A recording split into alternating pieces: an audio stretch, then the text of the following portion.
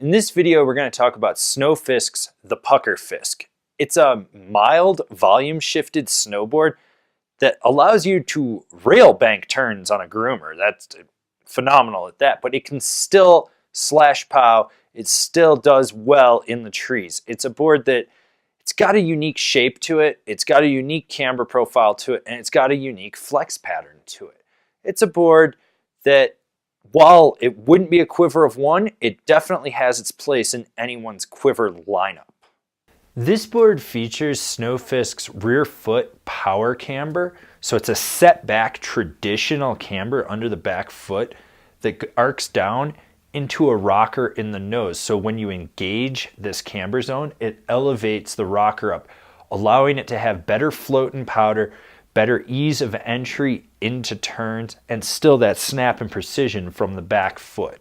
The Puckerfisk has one of those slight directional flex patterns, which means it's ever so slightly softer in the nose and then it just stiffens back up to the tail. There's a decent amount of torsional flex, but it's not abundant by any means. It's there if you really drive your feet independently. Overall, because of the volume shift in this board, you've got a stable platform, especially with that rear foot back camber.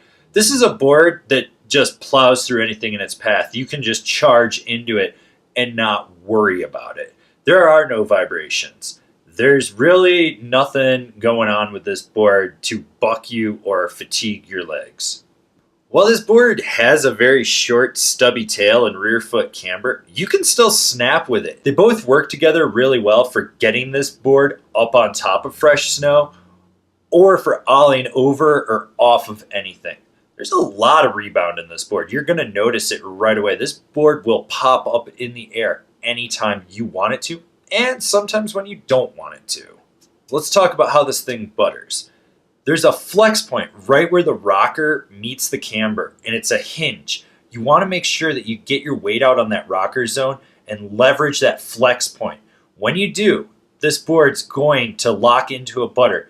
There's still going to be some rebound and snap from it, but it's good. It's fun. This is a deck that you can just play around with and not worry about in fresh snow.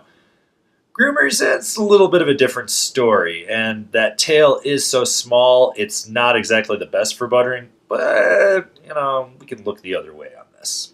Dear God, this board can carve. When I was crisscrossing runs or just going down cat tracks looking for pow, I could set it on edge and forget it. It engages easily, which is great because it is a wider board, and then I could drive it from that back foot camber any way I wanted to. Short, tight, quick turns, long, drawn-out hard carves. I even threw in a couple fun Euro carves for good measure. This is a board that just rips on edge.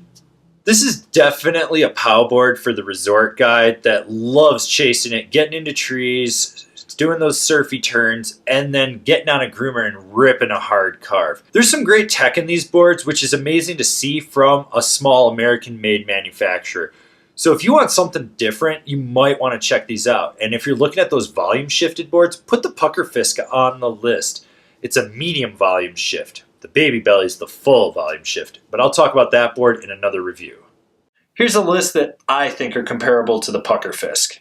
The Nitro Wood Carver, the High Tide Draft Dodger, the Yes 420 or even the 420 Powder Hull, the DC Super Natin, the Signal Yup, the Weston Backwoods.